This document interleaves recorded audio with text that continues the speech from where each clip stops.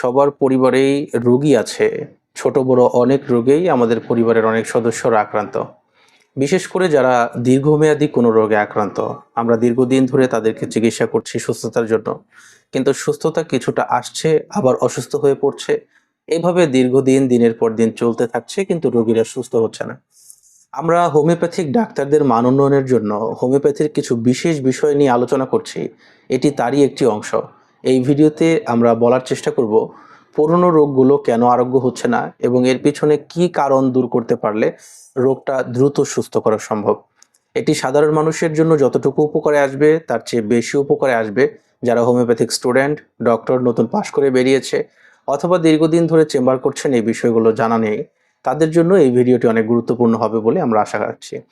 তো চলুন এই বিষয়ে আমরা একটু জানার চেষ্টা করি। অনেক সময় কিছু দীর্ঘমেয়াদী রোগী আমরা পাই, ওষুধ দেওয়ার পরেও রোগগুলো সারতে চায় না। অনেক সময় এই ধরনের পেশেন্ট আমরা পাই এবং চিকিৎসা করতে গিয়ে আমাদের নাকানি চুবানি খেতে হয়। তো আজকের এই ভিডিওতে আমরা এই বিষয়টাই জানার চেষ্টা করব। ডক্টর স্যামুয়েল হ্যানিম্যান, যিনি হোমিওপ্যাথি আবিষ্কার করেছেন, তিনি জানিয়েছেন হোমিওপ্যাথিক ঔষধ কিভাবে কাজ করে এবং কিভাবে রোগের আরোগ্য সাধন করতে হবে।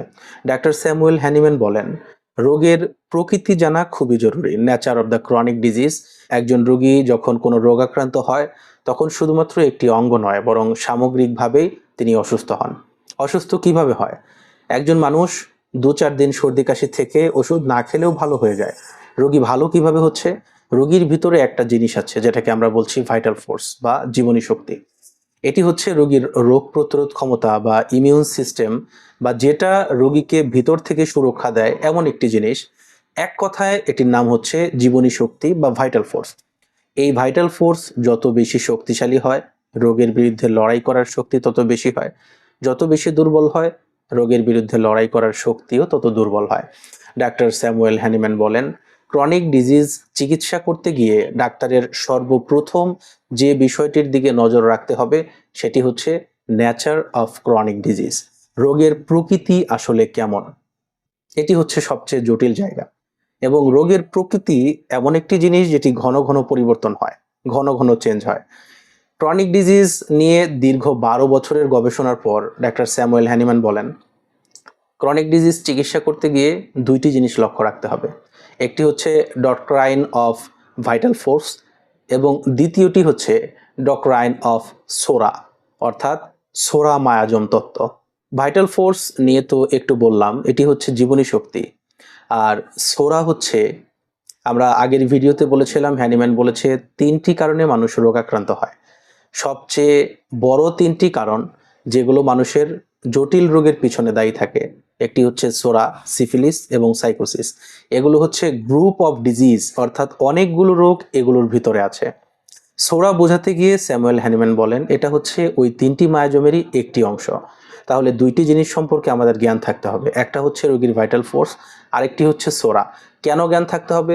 যদি আমরা পুরনো রোগগুলোকে সুস্থ করতে চাই, যে রোগগুলো অনেক দিন ধরে রোগী নিয়ে বেড়াচ্ছে এবং আমাদের কাছে চিকিৎসার জন্য আসছে, আমার শেলফের মধ্যে ওষুধ সাজানো আছে, সেখান থেকে একটি ওষুধ বের করে দিয়ে দিলেই রোগী ভালো হচ্ছে না, তাহলে এর পিছনে নিশ্চয়ই কোনো কারণ এমন জড়িত আছে যেটার কারণে রোগী ভালো হচ্ছে না। এখন সেই কারণটা কোনো মেশিন দিয়ে পাওয়া যাবে না, সেই কারণটা কোনো প্যাথোলজিক্যাল ল্যাবে পাওয়া যাবে না, সেই কারণটা খুঁজে বের করতে হবে ডাক্তারের। আর ডাক্তার সেটা কিভাবে খুঁজে বের করবে? হ্যানিম্যানের মায়াজম তত্ত্বের উপর ভিত্তি করে সেই কারণ খুঁজে বের করবে। আমরা আলোচনা লম্বা না করে শুধুমাত্র এটুকু বোঝার চেষ্টা করি যে একজন রোগী যখন রোগাক্রান্ত হয় তার জীবনী শক্তি বা ভাইটাল ফোর্স চেষ্টা করে তাকে সুস্থ করার জন্য, কিন্তু রোগটি যদি শক্তিশালী হয় জীবনী শক্তির তুলনায়, তখন জীবনী শক্তি লড়াই করে তার সঙ্গে পেরে ওঠে না। জীবনী শক্তি দুর্বল হয়ে যায়, জীবনী শক্তি নিস্তেজ হয়ে যায়, রোগ শক্তি আস্তে আস্তে শরীরের উপর প্রভাব বিস্তার করে। একটা পর্যায়ে গিয়ে জীবনী শক্তি এমন বেশি দুর্বল হয়, জীবনী শক্তির পক্ষে নির্মল আরোগ্য দেওয়া আর সম্ভব হয় না, যার কারণে ডিজিজ বা রোগ সার্বক্ষণিকভাবে তার দেহে কবজা করে বসে। আর জীবনী শক্তি যদি সজীব হয়, জীবনী শক্তি যদি উদ্দীপ্ত হয়, তাহলে বাহির থেকে যখনই কোনো রোগ জীবাণুর আক্রমণ হয়, জীবনী শক্তি সেটাকে প্রতিরোধ করে। যদি রোগ জীবাণুর আকার পরিমাণ কম হয়, যদি এর শক্তি কম হয়, অল্প সময়ে প্রতিরোধ করে। যদি একটু বেশি শক্তিশালী হয়, সেই সাথে জীবনী শক্তিও যদি শক্তিশালী হয়, তাহলে একটু সময় নিয়ে প্রতিরোধ করে। এ কারণে জ্বর, ঠান্ডা, কাশি এগুলো হলে রোগী দেখা যায় 2 দিন, 4 দিন, 7 দিন অপেক্ষা করলে ওষুধ না খেলেও অনেক সময় সুস্থ হয়ে যায়। এই সুস্থ কিভাবে হলো? তার ভিতরের জীবনী শক্তি তাকে সুস্থ হতে সাহায্য করবে। এই পর্যন্ত আলোচনা যারা শুনলেন তারা অন্তত এটুকু বুঝতে পেরেছেন, যখন কোনো পুরনো রোগী আমার চেম্বারে এসে বসলো চিকিৎসার জন্য, সে দীর্ঘদিন ধরে যে কোনো একটা পুরনো রোগী ভুগছে, আমি তাকে পাশে বসিয়ে যখন চিকিৎসা শুরু করব তখন 2টি জিনিস আমার মাথায় থাকতে হবে। একটি হচ্ছে রোগীর জীবনী শক্তির অবস্থা কেমন এখন, এবং দ্বিতীয়টি হচ্ছে তার পিছনে তার রোগের ব্যাকগ্রাউন্ডে সোরা মায়াজম জড়িত কিনা।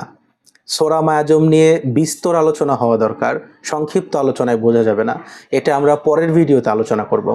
আরেকটি বিষয় যেটা বুঝতে হবে সেটা হচ্ছে, এই বিষয়গুলো সম্পর্কে যদি আমরা বিশদভাবে জানতে চাই, এই বিষয়গুলো সম্পর্কে যদি বিশদভাবে জ্ঞান অর্জন করতে চাই, তাহলে অর্গানন অফ মেডিসিন যে বইটি হ্যানিম্যান হোমিওপ্যাথির সংবিধান বলেছেন, এই বইটি সম্পর্কে আমাদেরকে জানতে হবে। আজকের এই পুরো আলোচনায় আমি শুধুমাত্র এটুকুই বলতে চাচ্ছি, সাধারণ মানুষ যারা তাদের জন্য, মানুষ যখন আক্রান্ত হয় তখন একটা নির্দিষ্ট অঙ্গ নয়, পুরো শরীরটাই আক্রান্ত হয়। আর সেই সাথে তাকে আরোগ্য করতে চাইলে যে জিনিসটি সবচেয়ে বেশি ভূমিকা রাখে সেটি হচ্ছে তার ভাইটাল ফোর্স বা জীবনী শক্তি। আর মানুষ আক্রান্ত হওয়ার পিছনে কারণ কি থাকে সেটাকে আমরা বলছি সোরা। অনেকগুলো রোগ সোরার কারণে তৈরি হয়, এগুলো নিয়ে আমরা আরো সামনে বললে আরো ক্লিয়ারভাবে বুঝতে পারবেন। আর হোমিও ডাক্তারদের জন্য যেটা বোঝাতে চাচ্ছি সেটা হচ্ছে, আমরা ফেসবুকে বা ইউটিউবে 10 মিনিট, 20 মিনিট, আধা ঘন্টা আলোচনা করে এই বিষয়গুলো পরিপূর্ণ বোঝানো সম্ভব নয়। আপনারা কি করবেন, nature of chronic disease, Organon of medicine, এই টাইপের যে বইগুলো ডক্টর হ্যানিম্যানের আছে, এই বইগুলো থেকে পরিপূর্ণ জ্ঞান নেওয়ার চেষ্টা করবেন।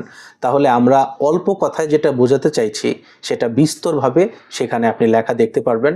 এবং আমরা অল্প কথায় বোঝানোর কারণে হয়তো অনেক কথাই বুঝে আসবে না, যখন বিস্তারিত পড়বেন তখন আরো ক্লিয়ারলি সেটা বুঝতে পারবেন। যাদের আমাদের ভিডিও ভালো লাগে সাথেই থাকবেন। আমরা চেষ্টা করছি ক্রনিক ডিজিজ আরোগ্য করতে গিয়ে মানুষের কি কি জানা উচিত, ডাক্তারের কি কি জানা উচিত, এই বিষয়গুলো নিয়ে আলোচনা করতে, যাতে আগামী দিনে আপনারা ডাক্তার হিসেবে যাদেরকে পাবেন, এখন যারা স্টুডেন্ট তারা যেন দক্ষ হয়ে আপনাদের সামনে উপস্থিত হতে পারে। সবাই ভালো থাকবেন, সুস্থ থাকবেন।